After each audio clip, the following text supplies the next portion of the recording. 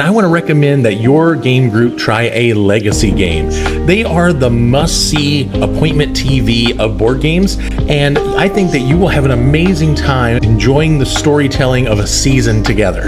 And to let you know now, since we're talking about legacy games, I'm not going to go into spoilers because that will take away the fun, and I'm just going to show you things that are basically on the outside of the box. In case you don't know, legacy games are kind of new to the board game genre, and they are games that you're going to play through until you complete them. So there's usually an aspect of getting rid of cards or putting stickers on a map or something that's going to alter the game, so that game is really just your version of the game when you get done. And I know it's troubling for some people to have a game that actually ends, that you won't play after you complete it, but a lot of the ones releasing now have a final state where you can play it over and over again afterwards, or a neutral state where it hasn't been altered. Even the ones that have a limited aspect where you are destroying things along the way, you're going to get a lot of plays out of them for your money, and they're going to be some strong gaming memories for you and your group.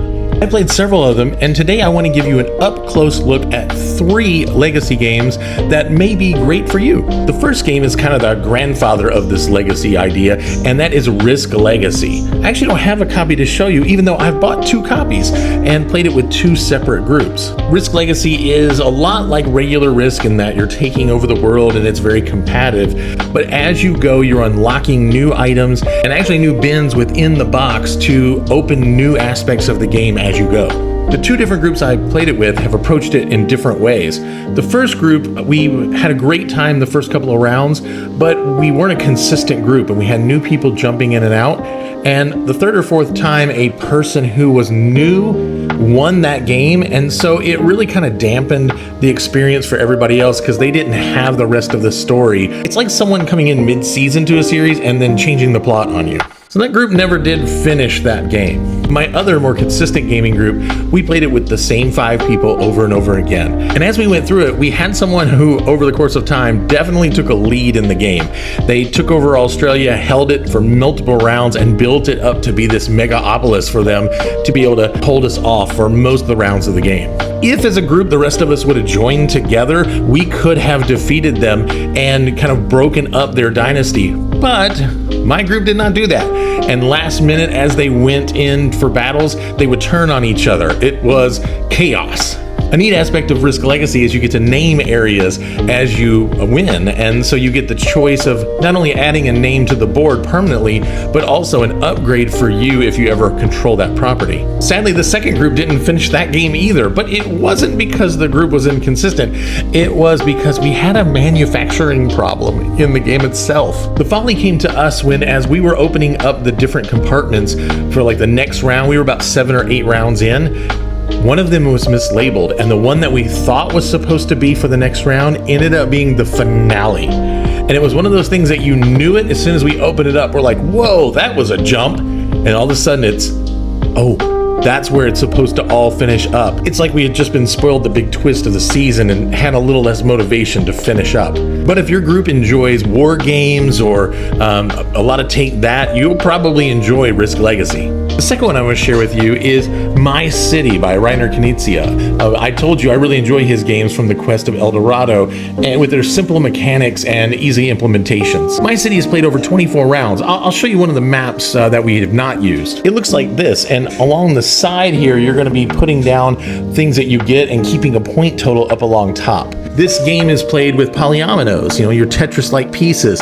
You'll be placing them on the board and getting points as you go. My City's mechanics are simple, and that's a good thing. It doesn't outstretch its bounds. In fact, as you go, you'll be opening up envelopes to add more mechanics to the game, but none of them ever felt unwieldy or overly challenging to our group to add into the mix. And because each round is about 30 minutes or so, we typically played 2 or 3 of the sessions each time, so that 24 went pretty quickly for us. And My City is one that does have a map on the other side where you can play just the standard neutral version of the game if you like it. Another great aspect of My City is its relatively low cost. It's about the price of an average game, about $40, as opposed to the high price of many larger legacy games. So you can try a legacy game and have that experience without really breaking the bank. And the last one that I want to recommend to you has been our favorite, and that is Ticket to Ride Legends of the West. I'm sure many of you have played Ticket to Ride in its various versions, and it's a game that we enjoy. But this big old thing really for us has been the best legacy game, and it became appointment gaming for our family.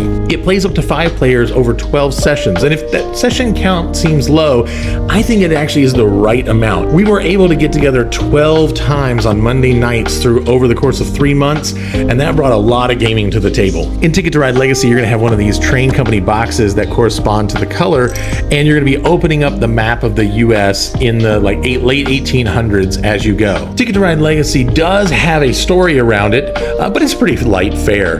But the story that grew for us was more about how we built the game, because you're going to be putting stickers on the map, changing how routes work, and have new conventions and mechanics come into the game that are going to really mess with what you have. None of them were overwhelming, though some of them were a bit more complicated, but we enjoyed all of them. And if you try Ticket to Ride Legacy, wait till you open this box. This one we were like, okay, we're in. One of the big benefits of this game for us is that it really made whoever won each round really matter. There was an ultimate winner, and you keep that on the back of your box. But for us, whoever wins gets to pick the next section of the map to open up, which actually does matter as you go. You're gonna play all of them as you probably expected, but the order does change up how the mechanics work. So for us, as we got farther on, we were like, hey, if we'd have went that way, that really would have brought this mechanic into play a lot more or less. I mean, come on, look at the box of cards that goes with this thing. You're gonna be playing through the whole deal as you go, adding in different missions and objectives, things that other people don't know that you're gonna score for. It really is a great legacy game. And when you're finished, you can play your version of the map and enjoy it with or without the modules that you've opened up. So you can choose how you want to play it, but with the map you created as a group. And that's why I really think you should try a legacy game.